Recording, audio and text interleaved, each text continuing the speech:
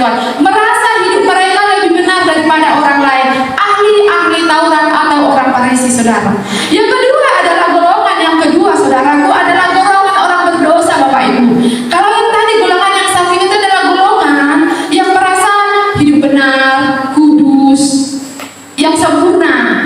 Golongan yang kedua ini, saudaraku, adalah golongan orang-orang berdosa, Bapak Ibu. Golongan orang berdosa ini adalah termasuk di dalamnya orang miskin, Bapak Ibu.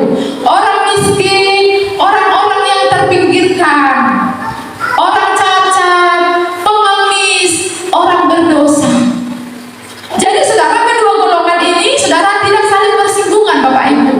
Yang sana merasa hidup mereka memang kudus, benar, lebih layak, lebih baik daripada golongan yang satu lagi.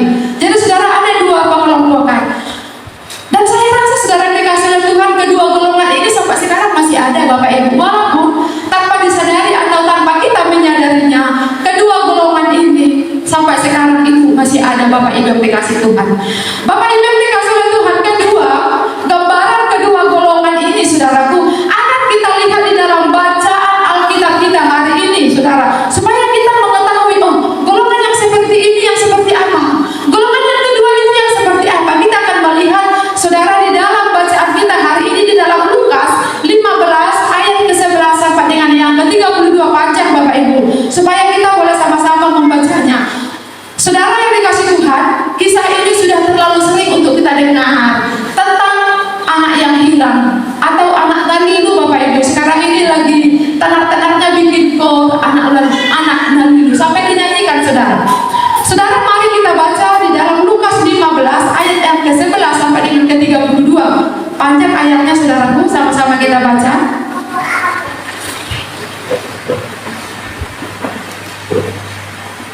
Lukas 15 ayat yang ke-11 sampai dengan ke-32 harus kita baca, saudara, supaya kita tahu kisahnya seperti apa. Demikian firman Tuhan, kita boleh sama-sama bergantian membacanya. Perikop di atas adalah perumpamaan tentang anak yang hilang, ayat yang ke-11. Yesus berkata lagi, ada seorang mempunyai dua anak laki-laki. Kata yang itu kepada ayahnya, Bapa, berikanlah kepadaku bagian harta kita yang menjadi hakku. Lalu ayahnya memberikan harta kekayaan itu di antara mereka. Beberapa hari kemudian anak bungsu itu menjual seluruh bagiannya itu lalu pergi ke negeri yang jauh. Di sana ia memboroskan harta miliknya itu dengan hidup berfoya-foya. Setelah dibebaskannya semuanya, timbullah bencana kelaparan dalam negeri itu, dan dia mulai melarat. Lalu ia pergi dan bekerja pada seorang majikan di negeri orang itu. Orang itu menyuruh ke ladang untuk menjaga gajinya. Lalu ia ingin mengisi perutnya dengan apa sih menjadi makanan bagi itu. Tetapi tidak seorang pun yang berkatanya. Lalu ia menyadari keadaannya, katanya, betapa banyaknya orang upahan bapakku yang berlimpah-limpah makanannya, tetapi aku di sini mati kelaparan. Aku akan bangkit dan pergi kepada bapakku dan berkata kepadanya, Bapa, aku telah berdosa terhadap surga dan Aku tidak layak lagi disebut anak Bapa, jadikanlah aku sebagai salah satu upahan Bapa. maka bangkitlah ia dan pergi kepada bapaknya. Ketika ia masih jauh, ayahnya telah mengingatnya, lalu berkata, ayahnya itu berlari mendapatkan dia, lalu merangkul dan mencium dia. Kata anak itu kepadanya, Bapa, aku telah berdosa terhadap surga dan terhadap Bapa. Aku tidak layak lagi disebutkan anak Bapa. Tetapi ayah itu berkata kepada bapaknya, letaklah bapa itu juga yang berkayu, pakaikanlah itu kepadanya, dan kenakanlah cincin pada jarinya, dan sepatu pada kakinya. Dan ambillah anak lembu tambun itu, sembelihlah dia dan marilah kita makan dan bersuka cita. Suara tangan berikan dan jadi hidup kembali. Ia telah hilang kembali. Maka mereka bersepakat. Tetapi anaknya yang sulung berada di ladang, dan ketika ia pulang dan dekat ke rumah, ia mendengar bunyi seruling dan nyanyi tari-tarian. Lalu dia memanggil salah seorang hamba dan bertanya kepadanya, apa isi suratnya itu? Jawab hamba itu, adikmu telah kembali dan ayahmu telah menyembelih anak lembu tambun, karena ia mendapatnya kembali dengan sehat. Dan ia tidak mau masuk. Lalu ayah dan keluar dan berbicara. Tetapi ia menjawab ayahnya, katanya, telah bertahun-tahun aku melayani Bapa dan belum pernah aku melanggar perintah Bapa. Tetapi kepadaku belum pernah Bapa memberikan seekor anak kambing untuk bersukacita dengan sahabat-sahabatku. Tetapi bersama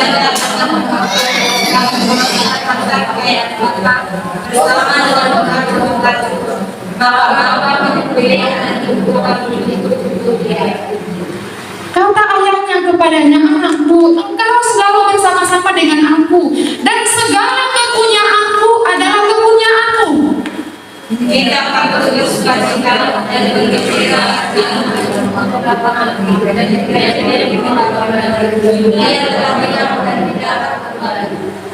Baik, terima kasih saudara yang dikasih oleh Tuhan. Kita boleh ambil tema hari ini adalah pengampunan Allah tidak dibatasi oleh kelompok. Pengampunan Allah tidak terbatas. Terbatas artinya tidak terbatas. Mengampuni saudara atau kelompok apapun saudara hari ini, kelompok yang manapun hari ini saudara, pengampunan Allah itu tidak terbatas. Saudara yang dikasih oleh Tuhan, dari bacaan yang baru kita baca saudaraku, kita akan melihat ada 3 tokoh penting yang akan kita lihat Bapak Ibu. Dalam bacaan kita hari ini ada 3 tokoh penting yang mewakili gambaran kehidupan kita masing-masing, dan kedua tokoh ini ada di golongan yang mana? Saudara yang dikasih oleh Tuhan, tokoh yang pertama itu adalah anak bungsu. Tokoh yang pertama itu adalah anak bungsu. Saudaraku, anak bungsu ini masuk kepada golongan orang berdosa yang terhilang, orang yang melarat, pengemis, golongan yang cacat. Yang kedua, tokoh yang kedua adalah yaitu anak sulung. Dan anak sulung ini Bapak Ibu yang dikasih oleh Tuhan masuk kepada golongan orang Farisi atau ahli-ahli Taurat yang merasa dirinya lah yang paling benar. Dan tokoh yang ketiga adalah si Bapak. Si Bapak. Dan si Bapak ini adalah merupakan gambaran dari Tuhan kita Yesus Kristus. Yang artinya si Bapak ini mampu menerima baik anaknya yang si bungsu maupun anaknya yang sulung. Dan gambarannya adalah Tuhan Yesus yang mau mengampuni golongan yang manapun. Saudara dikasih oleh Tuhan, kita akan melihat Bapak Ibu, tipe-tipe, karakter-karakter, sifat-sifat kedua golongan ini, sehingga kita tahu aku masuk di dalam golongan yang mana hari ini. Jangan-jangan kita merasa golongan yang sana, padahal sebenarnya kita masuk ke golongan orang Farisi. Kita akan melihat dan kita akan mengoreksi diri kita hari ini. Saudara, yang pertama adalah golongan si bungsu. Tadi saudara sudah kita baca, si bungsu ini menerima harta warisannya. Salah. Si bungsu ini meminta harta warisannya dari ayahnya walaupun itu belum waktunya. Belum waktunya Bapak Ibu. Kenapa? Ayahnya masih sehat walafiat. Masih sehat. Akan tetapi dikatakan si anak bungsu ini meminta hak warisannya kepada bapaknya. Setelah dia menerima anak bungsu ini pun pergi untuk berpoya-poya. Pergi, dikatakan pergi ke negeri jauh. Di sana dia menghabiskan harta warisannya itu. Dan Bapak Ibu, setelah selesai, setelah harta itu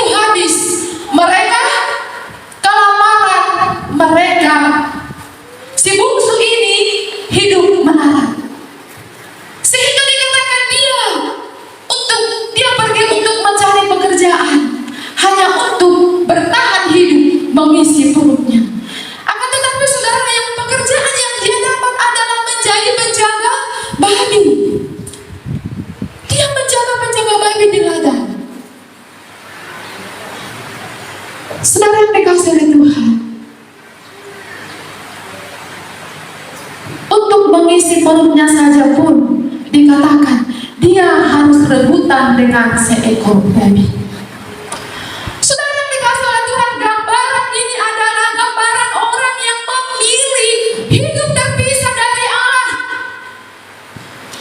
Gambaran ini adalah gambaran orang yang memilih memenuhi segala keinginan dagingnya.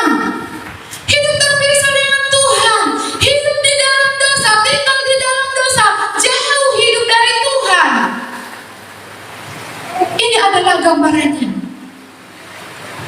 Saudaraku, ketika dia merasakan kemelaratan itu, ketika dia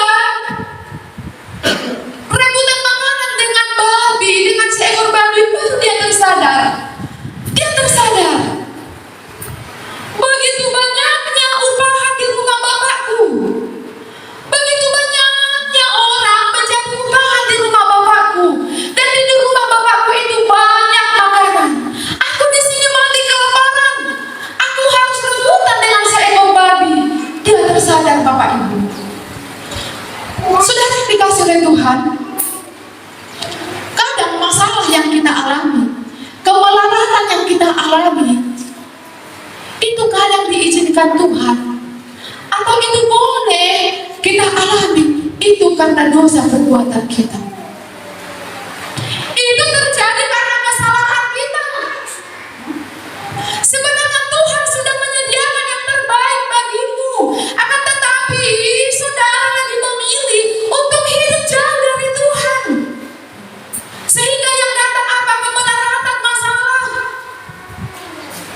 masalah yang datang. Jadi saudara yang dikasih oleh Tuhan, ketika mungkin masalah sedang kita alami saat ini, atau apapun itu, atau mungkin kemelaratan, kemiskinan, masalah yang kita alami, saudara, itu sejenak akan menghentikan kita dan menyadarkan kita, oh, ternyata saya sudah jauh dari Tuhan. Seperti si anak bungsu tadi, ketika dia rebutan dengan dia sadar. Sebelumnya dia tidak sadar, Bapak Ibu. Akan tetapi ketika dia merasakan kemelaratan itu, dia sadar, bah, ay baru doang satu so. Dia harus rebutan dengan seekor babi untuk makan saja. Padahal bapaknya punya harta yang berlimpah, Bapak Ibu. Jadi saudara yang dikasih oleh Tuhan, ketika sedang mengalami masalah, coba sejenak, berhenti sejenak, sadar sejenak, tanya, apa yang sudah kulakukan? Apakah aku sudah salah dan berdosa? Dan kita alami, itu hanya untuk menghentikan kita sejenak, menyadarkan kita sejenak, supaya apa? Supaya kita jalan yang sudah berbelok itu, kita kembali jalan ke jalan yang lurus. Amin, Bapak Ibu yang dikasih Tuhan. Amin. Dan ketika dia sudah sadar, Bapak Ibu, ketika dia sudah sadar, dia tidak tetap di situ, Bapak Ibu. Ada tindakan yang diambil, yaitu apa?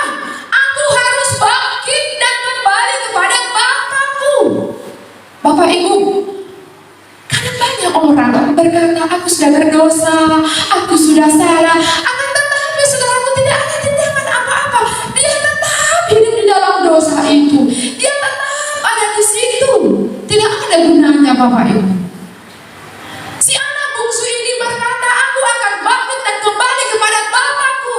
Aku akan berkata, aku akan menyesali segala kesalahanku. Dia berkata, Bapa, aku datang.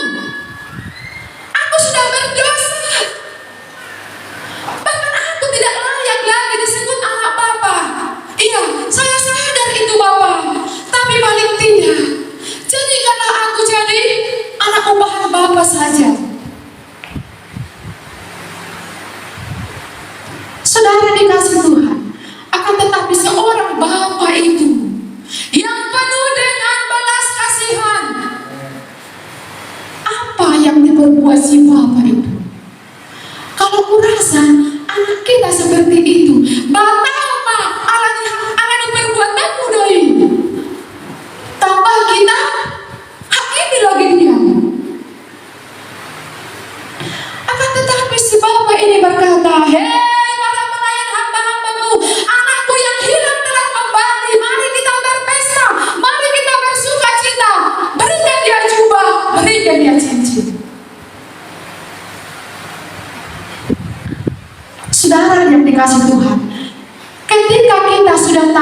berdosa.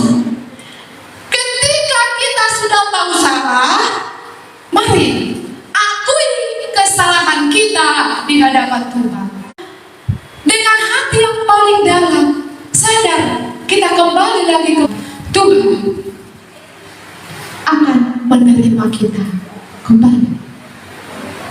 Saudara yang dikasihi Tuhan, hidup jauh dari Tuhan Bapak Ibu hanya kemelaratan yang datang. Hidup jauh dari Tuhan hanya masalah yang datang Bapak Ibu. Walaupun kita hanya sebentar merasakan seperti si bungsu ini, sebentar dia merasakan poya-poya itu, akan tetapi ujung-ujungnya saudaraku hanya kemelaratan yang datang saudara. Itulah kehidupan orang yang jauh daripada Tuhan. Yang kedua saudara, yang kedua adalah golongan anak si sulung saudara.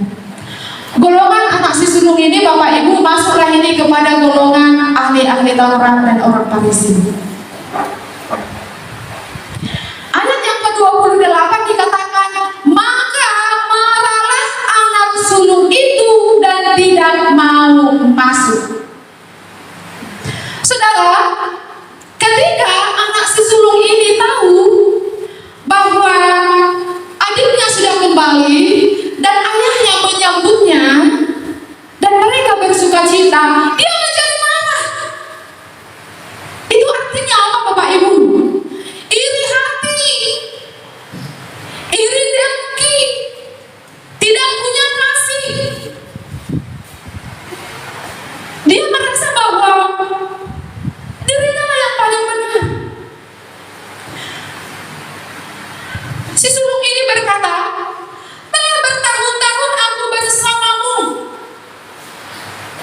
Ayah, telah bertahun-tahun aku bersamamu. Aku setia mengerjakan pekerjaan yang kau perintahkan. Aku mengerjakan ladangmu yang begitu luas itu. Aku tidak pernah membuat masalah atau keributan, kata anak si sulung tadi Bapak Ibu. Akan tetapi lihat anakmu itu yang sudah menghabiskan hartamu. Setelah dia pulang sama dia, itu kau memberikan pesta. Dia merasa iri hati Bapak Ibu yang dikasih Tuhan terhadap adiknya yang sudah pulang itu. Saudara yang dikasih oleh Tuhan, anak si sulung ini adalah merupakan gambaran orang-orang yang sudah disebut dia adalah orang yang percaya, yang sudah menganggap dirinya sudah rohani karena sudah terlibat dia di dalam beberapa kegiatan kerohanian. Dia merasa dirinya paling benar, dia merasa dirinya paling rohani.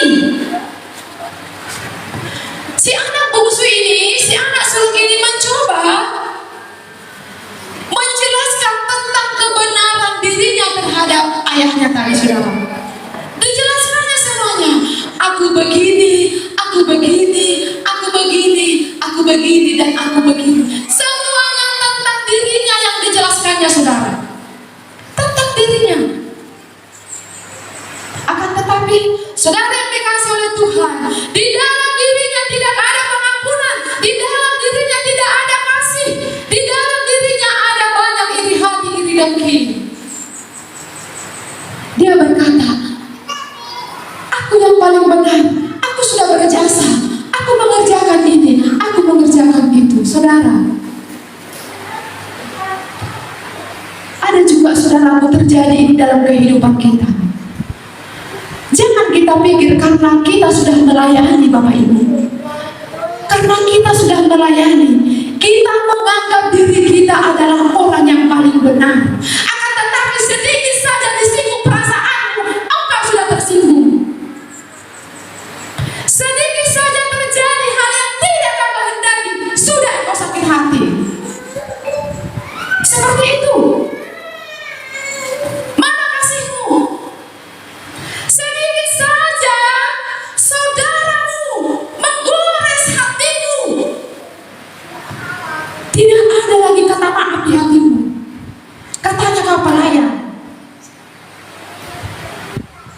Bapak Ibu yang dikasih oleh Tuhan, orang-orang Farisi, ahli Taurat,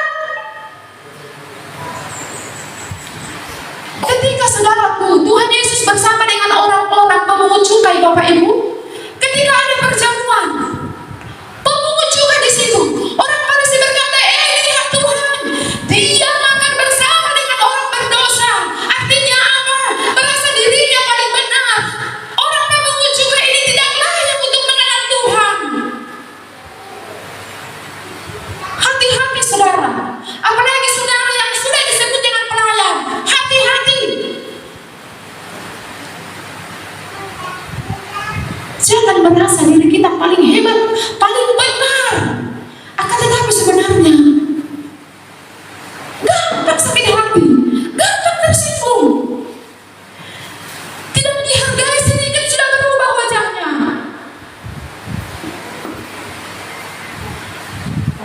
Saudara yang dikasih oleh Tuhan, nampaknya memang si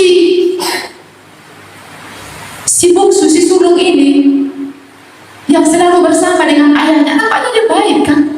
Dia baik, tidak melakukan kesalahan. Dia selalu bersama dengan ayahnya. Kelihatannya dia baik, akan tetapi di hatinya, ketika adiknya kembali, apa yang ada di hatinya? Dia ada iri hati.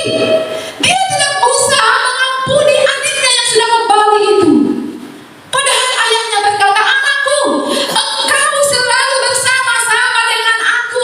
Apa yang kumiliki itu adalah kepunyaanku. Diri kita orang yang sudah percaya kepada Tuhan, akan tetapi kita tidak mengenal diri kita siapa sebenarnya. Tidak mengenal. Kita tidak mengenal. Kalau kita orang yang percaya, bagaimana sikapmu? Kalau kita sudah disebut orang yang sudah percaya kepada Tuhan, lihat bagaimana sikapmu, perilakumu. Saudara, pernah saya katakan kualitas imanmu itu dilihat dari hubunganmu kepada sesama. Karena apa? Karena disitulah kita kelihatan karakter kita siapa. Kita berinteraksi dengan sesama. Di situ kita kelihatan siapa kita. Kan kalau kita sendiri tanpa ada orang lain, kan kita nggak bisa melihat buahnya dari mana. Kalau tetap sendiri tidak bergaul dengan yang lain, kita kan tidak tahu. Kita melihat siapa dia, kita bisa menilai siapa dia ketika dia berinteraksi dengan sesamanya.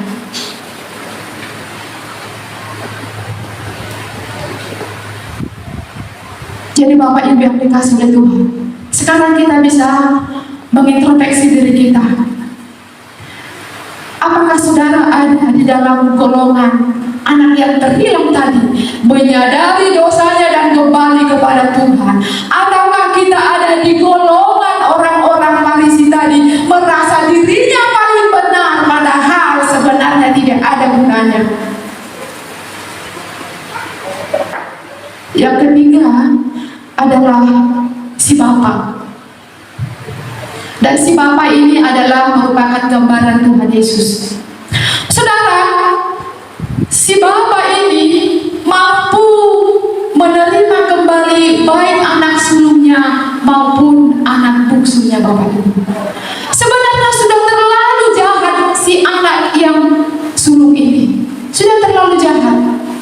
Mengasihi, mengampuni, menerima dia kembali sebagai anggota keluarga, sebagaimana mestinya dia adalah anak kandungnya.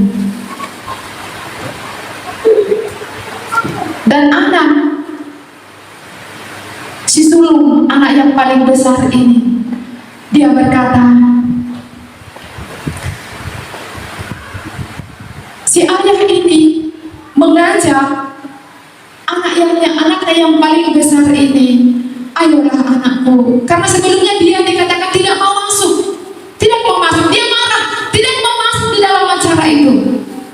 Dia berkata, ayolah anakku, marilah kita bersukacita bersama. Dijelaskan kembali akan keberadaan anaknya itu di tengah-tengah keluarganya. Dia berkata, anakku, seperti itu. Kau kan selalu bersamaku tiap saat. Dan apa yang kumiliki itu milikmu. Artinya apa? Dengan penuh belas kasihan dia juga merangkul. Dia juga merangkul anaknya yang paling besar ini. Mari anakku, sama-sama kita bersuka cita. Lihat, adikmu yang sudah mati hidup kembali, yang sudah hilang sudah kutemukan. Selayaknya lah kita bersuka cita bersama. Kata si Bapak Ibu yang dikasih oleh Tuhan, si Bapak ini adalah Tuhan Yesus. Saudara, di golongan yang mana sekarang ada? Saudara sekarang ini di golongan yang mana? Tapi percayalah Bapak Ibu, di golongan yang manapun saudara, Allah mampu mengampuni dan menerima saudara. Asal engkau kembali kepada Tuhan. Engkau datang menyesali segala kesalahanmu. Seberapa besar pun kesalahan dan dosamu, tangan Allah selalu terbuka untuk menerimamu kembali. Pengampunan Allah tidak melihat seberapa besar dosa yang kita perbuat. Akan tetapi pengampunan Allah, ketika kita menyadari segala dosa kita, segala kesalahan kita, dengan segala kerendahan hati kita, kita mau menyesalinya, mengakui dosa itu di hadapan Tuhan, maka Tuhan akan mengampunimu. Jadi saudara yang dikasih oleh Tuhan, hari ini adalah pengampunan Tuhan. Tangan Tuhan selalu terbuka untuk mengampunimu. Apa? Dosa apa? Kesalahan apa yang sudah saudara perbuat di hadapan Tuhan saat ini? Sebagaimana kedua anak ini, anak si bungsu sulung ini, Tuhan Yesus, Bapaknya menerima, mampu menerima dengan segala kesalahan mereka. Si Bapa, si ayahnya mampu untuk menerima kembali di dalam rumahnya. Sebagaimana seperti hal itulah saudaraku, Tuhan Yesus mampu menerima saudara, kalaupun saudara selama ini sudah jauh dari Tuhan. Saat ini datanglah kepada Tuhan dan minta ampun kepada Tuhan. Bapa, aku datang kepadamu.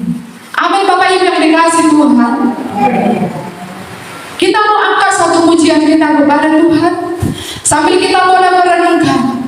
Dan mari saudara koreksi dirimu. Saudara sekarang ada di golongan yang mana? Apakah selama ini saudara kita merasa diri kita sudah benar? Atau saudara ada di golongan orang-orang berdosa dan sadar akan dosa itu dan mau kembali lagi kepada Tuhan? Baik Bapak Ibu dikasih Tuhan, sambil kita renungkan firman Tuhan hari ini, betapa besar kasih pengampunanmu Tuhan.